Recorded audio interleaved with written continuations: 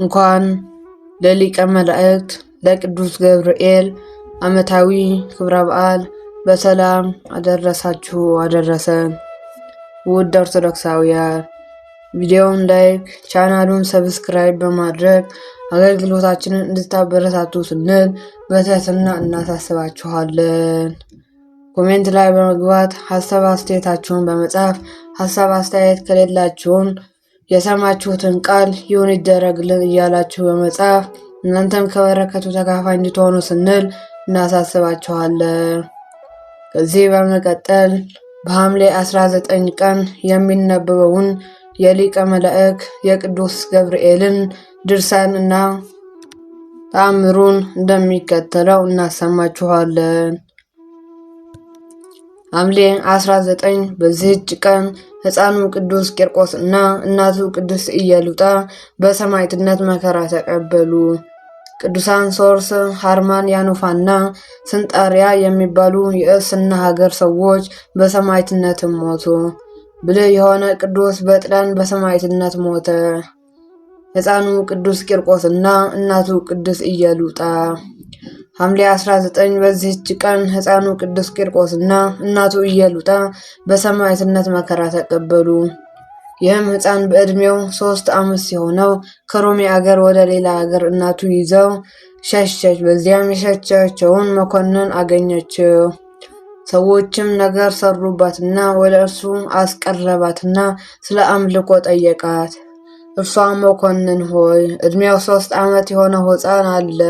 አምላኮችህን ማምለክ መልካም እንደሆነ ወይም እንዳልሆነ ያስረዳን ዘንድ እርሱን ጠይቃለችው። ሕፃኑም ወዳለበት ጭፍራውን ልኮ ወደ እርሱ አስመጣውና ሕፃኑንም ፊቱ ብሩህና ደስተኛ እንደሆነ አየውና አንተ ደስተኛ ሕፃን ሆይ እንዴት ነህ? አለው። ሕፃኑም መልሰው አዎ ለእኔ ደስታ ተጠብቆልኛል፣ ለአንተ ግን ሐዘንና ለቅሶ ጥርስ ማፋጨትም ነው። መጽሐፍ ለዝንጎች ተድላ ደስታ የላቸውም ብሏልና አለው። እግዚአብሔር ኃይልና ንግግርን ሰጥተዋልና ብዙ ተናገረ።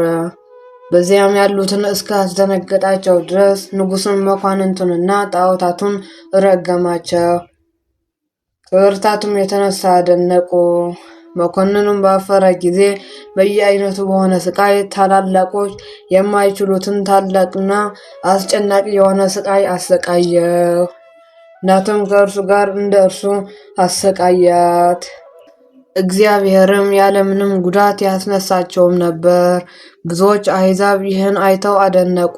ክብር ይግባውና በጌታችን ኢየሱስ ክርስቶስ አምነው በሰማዕትነት ሞቱ። የሰማዕትነትንም አክሊል ተቀበሉ። በሕፃኑ ላይም የመንፈስ ቅዱስ ጸጋ አደረበት። ታላላቅ ድንቆችና ተአምራቶችንም አደረገ። ብዙዎች በሽተኞችንም አዳናቸው። ከዚህም በኋላ መኮንኑ በታላቅ ዮናስ ጋን ውስጥ ውሃ ጨምረው በእሳት ሲያፈሉት ዘንድ አዘዘ። የፍላቱም ድምፅ እንደ ክረምት ነጎድጓድ ሆነ። ያን ጊዜም ፍርሃትና የሃይማኖት ጉድለት በእናቱ ላይ ደረሰባት። ሕፃኑም ስለ እናቱ ወደ እግዚአብሔር ጸለየ።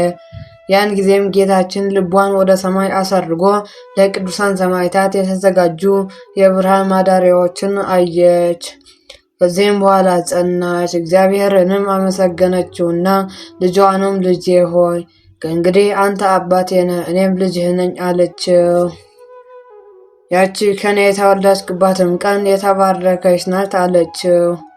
ወደዚያ ወደ ጋኑ ውስጥ በገቡ ጊዜም የውሃው ፍልሃት እንደ ንጋት ጊዜ ውርጭ ቀዝቃዛ ከእግዚአብሔር የታዘዘ የመላእክት አለቃ ቅዱስ ገብርኤል ከሰማይ ወርዶ የእሳቱን ኃይል አቀዝቅዞታልና።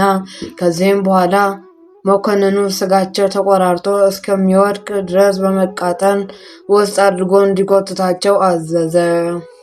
እግዚአብሔርም የታዘዘ መልአክ አዳናቸውና መኮንኑም በታላቅ ስቃይ ያሰቃያቸው ዘንድ አስቦ እስኪመክር ድረስ በወህኒ ቤት ዘጋባቸው። ያን ጊዜም ክብር ይግባውና ጌታችን መድኃኒታችን ኢየሱስ ክርስቶስ ወደ ሕፃኑ ቅዱስ ቂርቆስ ወርዶ አጽናናውና አረጋጋው። ስሙን ለሚጠራና መታሰቢያውን ለሚያደርግ ቃል ኪዳን ሰጠው። በረከታቸው ከእኛ ጋር ጸንታ ለዘላለሙ ትኖር አሜን። ቅዱሳን ሶርስ፣ ህርማን፣ ያኑፋና ስንጣሪያ። በዚህችም ቀን ስማቸው ሶርስ፣ ህርማን፣ ያኑፋ፣ ስንጥንያን የሚባሉ የእስና ሀገር ሰዎች በሰማዕትነት ሞቱ።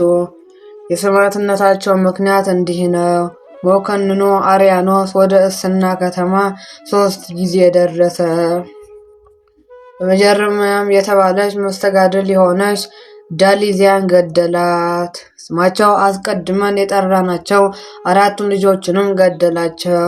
የሰማዕትነታቸውንም ፍጻሜ ግንቦት 7 ቀን ሲሆን በሁለተኛውም ጊዜ ስማቸው አፍሳኒዮስ፣ ታማን፣ ህርማን፣ ባኮስ የሚባል 4ቱን መኳንንት ገደላቸው። የሰማዕትነታቸውን ፍጻሜ ሰኔ 7 ቀን ሆነ። በሦስተኛውም ጊዜ በቤቷ ውስጥ በአልጋዋ ላይ ተኝታ የነበረችውን አሮጊት የአርያኖስ ወታደሮች ስለ እነዚህ ቅዱሳን ከጠየቋት በኋላ ገደሏት።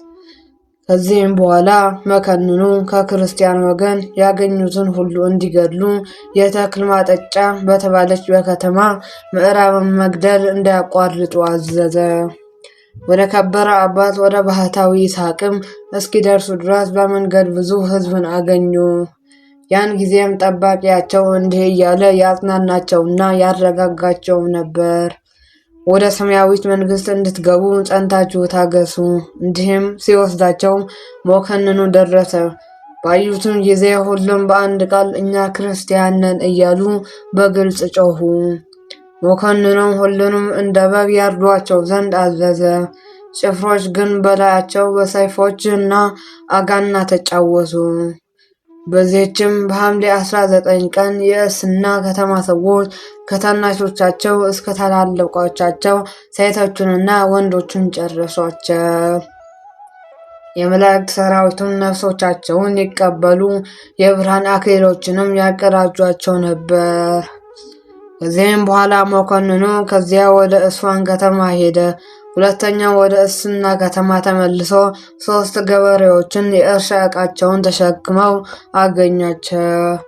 መኮንኑም ባዩት ጊዜ እኛ ክርስቲያን ነን ብለው በግልጥ ጮኹ። መኮንኑም ሰምተው ይገድላቸው ዘንድ አዘዘ። በእርሻ መሳሪያቸውም ገደላቸው።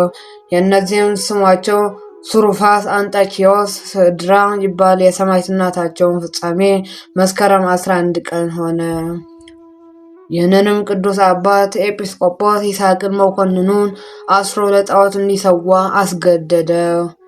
እሱም እምቢ ባለውም ጊዜ ወደ እሳት እንዲወረውሩ ታዘዘ። የሰማዕትነቱንም ፍጻሜ ታኅሳስ 14 ቀን ነው። ምዕመናንም ስጋውን ወስደው ገንዘቡን ቀበሩት። ገንዘው በክብርም ቀብረውታል።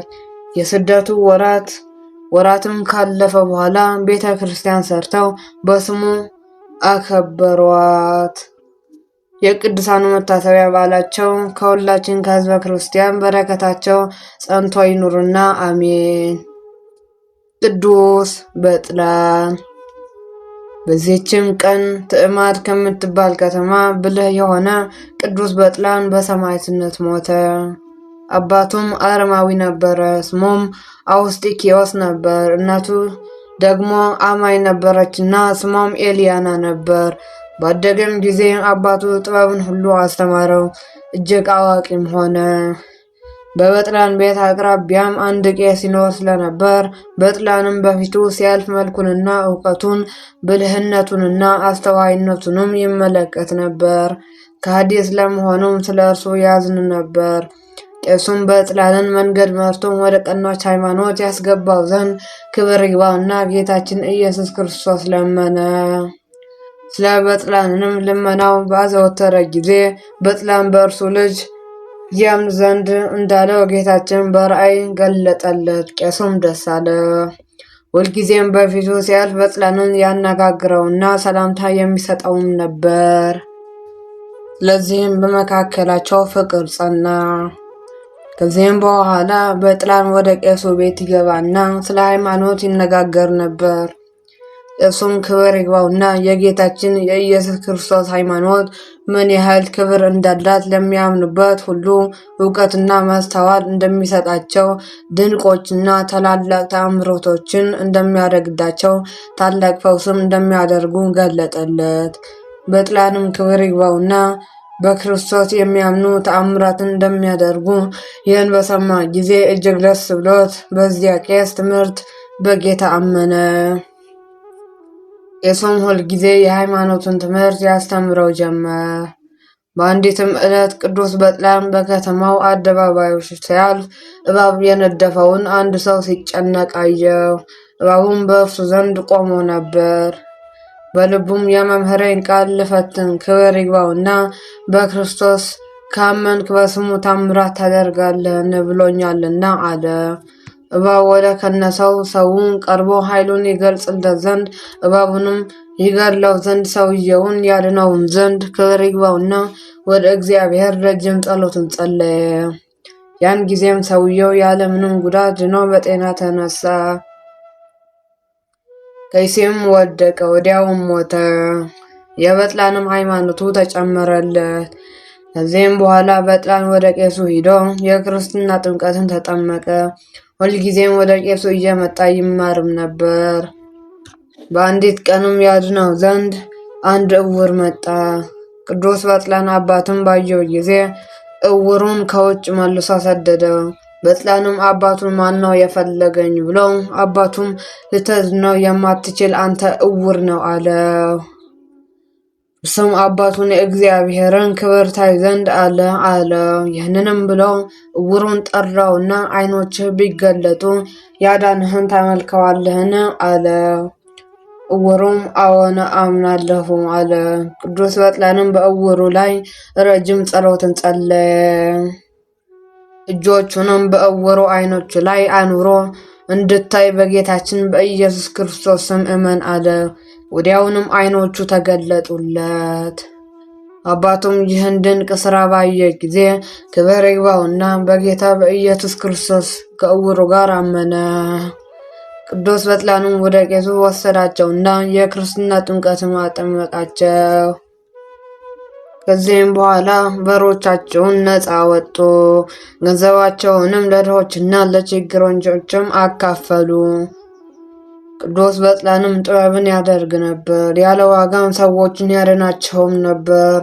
ነገር ግን ክብር ይግባውና በክርስቶስ እንደሚያምኑ ይሻ ነበር። ስለዚህም ጥበበኞች ሰዎች በእርሱ ላይ ተነሱ። ወደ ንጉሥም ሄደው ከቄሱ ጋራና ከአዳነውም እውር ጋር በጌታችንም ካመኑ ከብዙዎች ጋር ከሰሱ።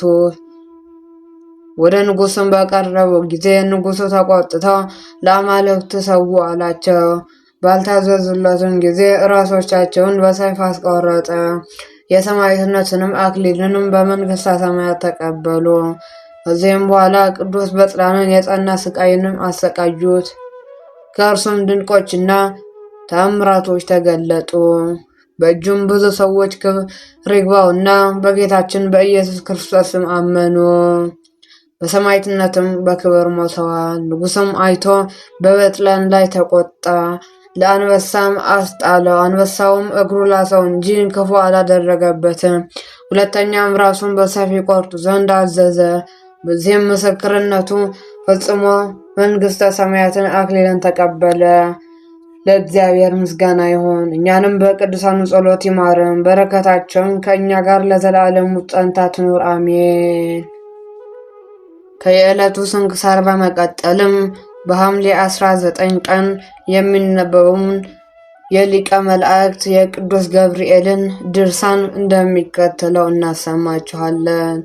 እንደ አምላክ በሚሆን በአብና በወልድ በመንፈስ ቅዱስ ስም አምነን ከሚተጉ ቅዱሳን መላእክት ይልቅ ደስተኛ የሚሆን የሊቀ መላእክት የቅዱስ ገብርኤልን ድርሳን ይህ ነው እንላለን። ለዓለሙ ሁሉ ፍስሐንና ሐሴትን የሚነገር ጸሎትና በረከቱ ከአገልጋዩ ጋር ለዘላለም ይኑር አሜን። ይህን ድርሳን ፀሐይ ጽድቅን በሰበከ በገብርኤል በዓል በታኅሳስ እንዲሁም በሐምሌ በ19 ቀን የሚነበብ ነው። የምስራችን በንጹህና ልቡና ለሚቀበሉት ያማረ የምስራችን ወሬ የሚያመጣ ነው። ምስራች ያምጣልን። በሰይጣን ማሳት ተንኮል ለታመሙ ሕይወትንና መድኃኒትን ለሚሰብክ በኃጢአት ሞትም ለሞቱ የፈጣሪ የእግዚአብሔርን ትእዛዝ በማፍረስ በጨለማና በሞት ጥላ ውስጥ ለሚኖሩት ብርሃንን የገለጸና የሰበከ ይህ ገብርኤል ነው እንላለን። የነቢያትን ትንቢት የፈጸመ ይህ ገብርኤል ነው። ከእግዚአብሔር ዘንድ ተልከው ከቀድሞ ጀምሮ ቅዱሳን ሰዎች የተናገሩት መንፈስ እንደነገራቸውና እንደገለጸላቸው በየወገናቸው እየተናገሩ ዓለሙን ስለማዳን ከጽዮን የሚወጣ ከያዕቆብ ኃጢአትን የሚያርቅ ገብርኤል በብስራቱ ቃል የነቢያት ትንቢት ፈጸመ። ለዓለሙ ሁሉ የደስታን ስሜት ያመነጨ ይህ ቅዱስ ገብርኤል መልአክ ነው። ከሰው ሁሉ ልቡና የመረረ የሐዘንን ስሜት ያጠፋ የጨለማ አበጋዝ የሚሆን በሰይጣን ማሳት ማታለል ቃል ከሚገድል ከእፉኝት መርዝ የሚከፋ ሔዋን ከእግዚአብሔር ዘንድ የሚያስደነግጥ ቃል ሰማች። አምጠሽ ተጸንቀሽ ውለጂ፣ ወልደሽም መመለሻሽ ወደ ባልሽ ሲሆን እሱም ይግዛሽ የሚል ቃል የሔዋን ልጅ ማርያም ግን በብርሃን መልአክ በእግዚአብሔር በቅዱስ ገብርኤል በብስራቱ ቃል ሌላ ያላገኘውን ጸጋና ክብር ልዕልና አገኘች። ያለ ሩካቤም ጸነሰች። ያለ ጭንቅና ያለ ምጥ ያለ ልብ ሐዘንም ወለደች። በስብሃት መልአክ በሰይጣን ማታለል ቃል የጨለማ መጋረጃ በዓለም ሁሉ ተዘረጋ። በጽድቅ መልአክ ገብርኤልም በምስራችው ቃል የሕይወት ብርሃን በዓለም ሁሉ ተዘረጋ። የቅዱስ ገብርኤል ረድኤት አማላጅነት አይለየን፣ አሜን። ይቆየን።